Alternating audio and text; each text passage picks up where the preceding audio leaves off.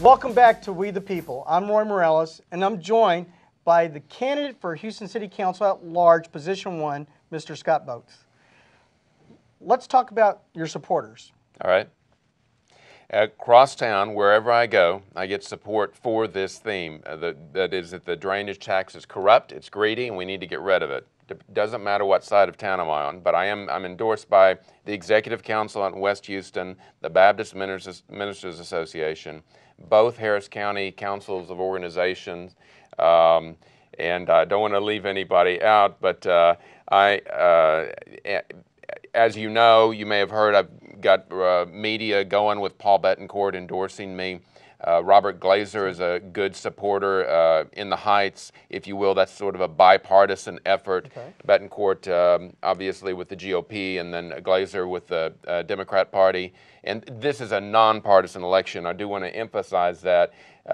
Good government is about helping everyone. It shouldn't be tilted one way or the other.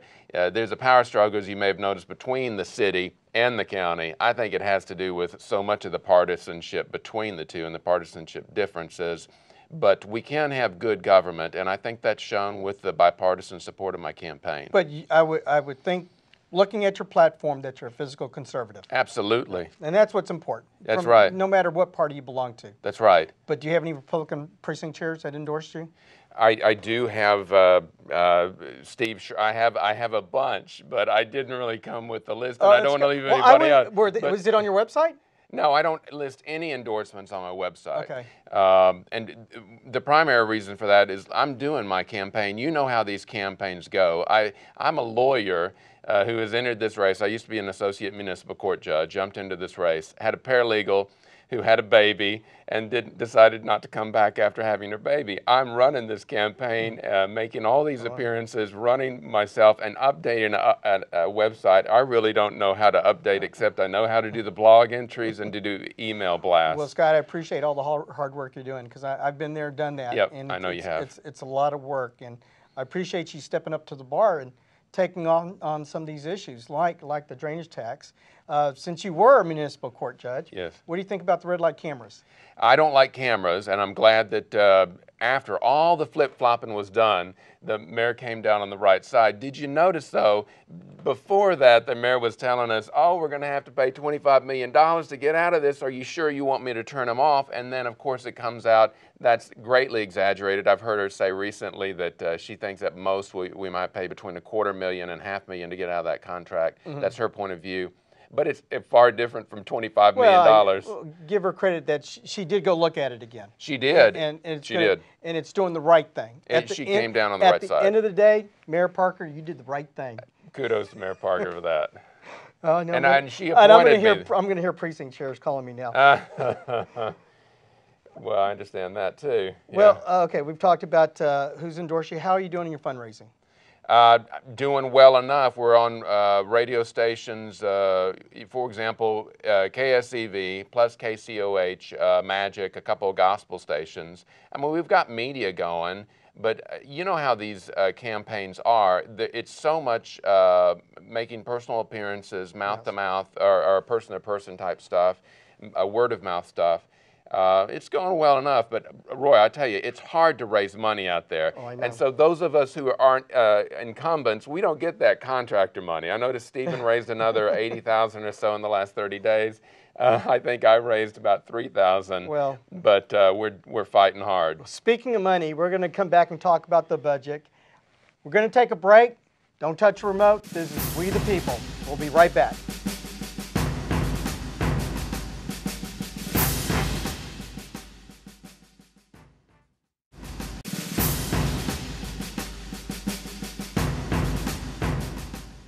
Welcome back to We the People.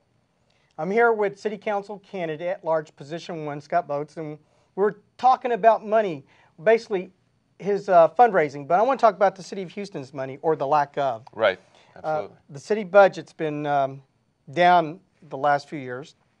Have you had a chance to look at the comprehensive financial annual report?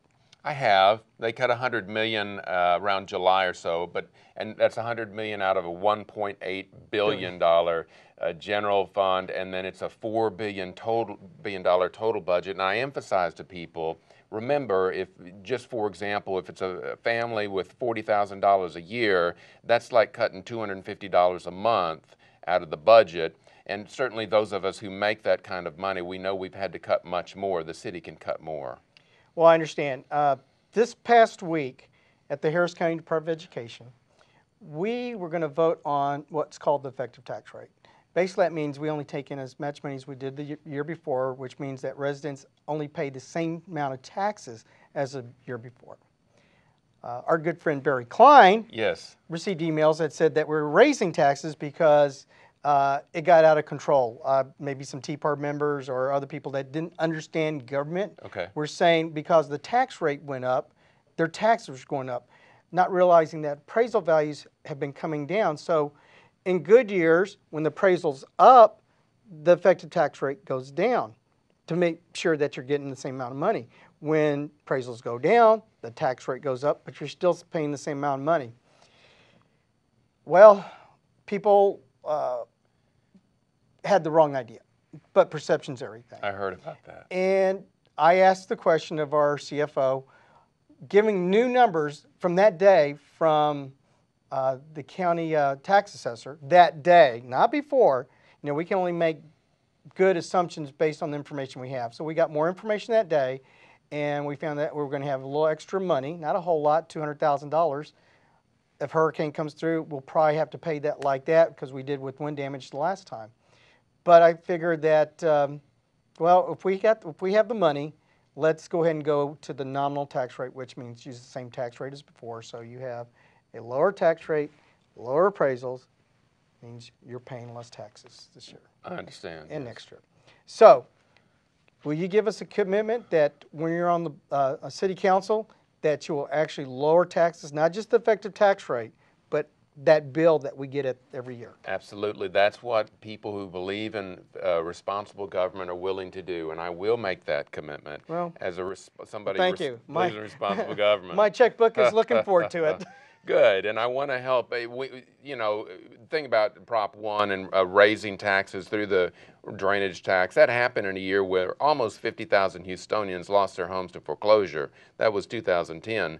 And so many people are sensitive about the idea of higher taxes these days because we distrust government. We see stories, whether it's at the city council level here or HISD, the port, other public entities, where it looks like so much misuse of public money is going on.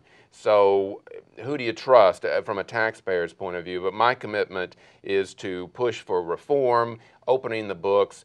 Government is no longer a silent, those of us in government are no longer a silent partner in the money schemes, and we have a system where we all benefit through good government. Well, that's good. That's good. Well, I know that we were going to have problems with drainage because of previous administrations didn't do it right. And possibly there was a lot of things going on under the table, and we have to fix it somehow. I don't believe an increase with a drainage tax really answers that. But we're going to talk more about that when we come back. This is We the People. I'm Roy Morales.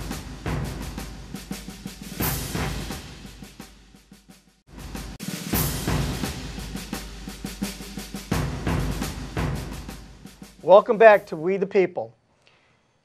Before we get into another heavy discussion about the city, why don't you remind the viewers your website one more time? Roy, Scott Boats for citycouncil.com, and my last name is spelled B-O-A-T-E-S, so Scott Boats for citycouncil.com. Okay, and what would you like the voters to do? I'd like the voters to go to the website and read what I offer, and please, if you can help, I'd appreciate any financial help you can give. But most certainly, go to the polls, reach out to your friends by Facebook, by telephone call, by email. Let them know that there's a responsible fiscal conservative in this race who doesn't think it's acceptable for contractors to be driving public policy. That's great.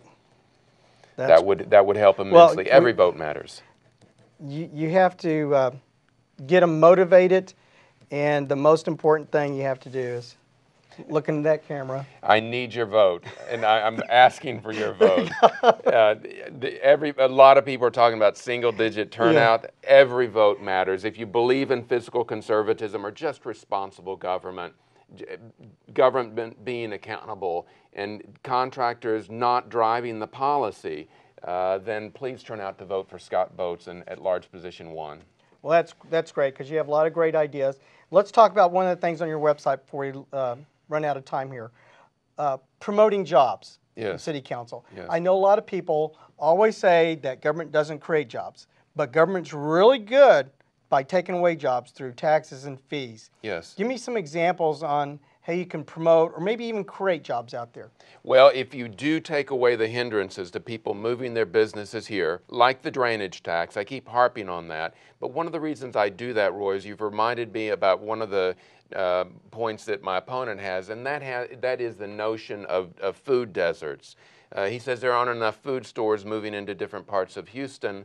Well, if you own a food store, you're not going to move here. You're going to go to Sugar Land or one of the outlying areas because we have the drainage tax. So he's talking about, bringing business back here, but he's also doing something to keep business out of here, and yet it helps his friends, his donors who are contractors and public works policies. But that's the primary thing. Exxon, for example, recently moves from the city of Houston to Harris County, not so far away, but it has everything to do with oppressive policies of the city of Houston. So the city's got to ask every day, what have we done in our business to make it easier to create and keep a job here? And the focus has to be removing some of these policies. That's why the Sunset Review Commission, which I've talked about before, is so important to get rid of policies that simply make no sense in this economy. Well, one of the things that I'm researching, and I've asked every candidate, how many fees are there in the city of Houston? And that's where you need to start. Yeah, and Starting and some others increased every last one of them. Voted to increase every last one of them within the last 2 years. I know that, and the pain hurts, and I can feel the pain there from everybody that tries to live here in our great city. Yes. Scott, Roy, thank you so much for being here. You got a great message. Thank you. I wish you the best of luck on November 8th. Thank you, and I need your vote. I hope you'll turn out for me. That's great. Thank you. Don't touch that remote. This is We the People. We'll be right back.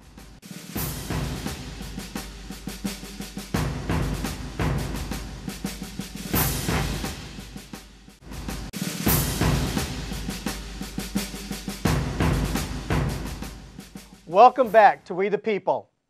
Our next show will interview another candidate for Houston City Council. If you have any comments about We the People, please call me at 713-320-8167. Don't forget, early voting for the Houston City elections starts October 24th through November 4th, and Election Day is November 8th. I'm Roy Morales from Houston, protecting and defending our Constitution and liberties. God bless Texas, and God bless America.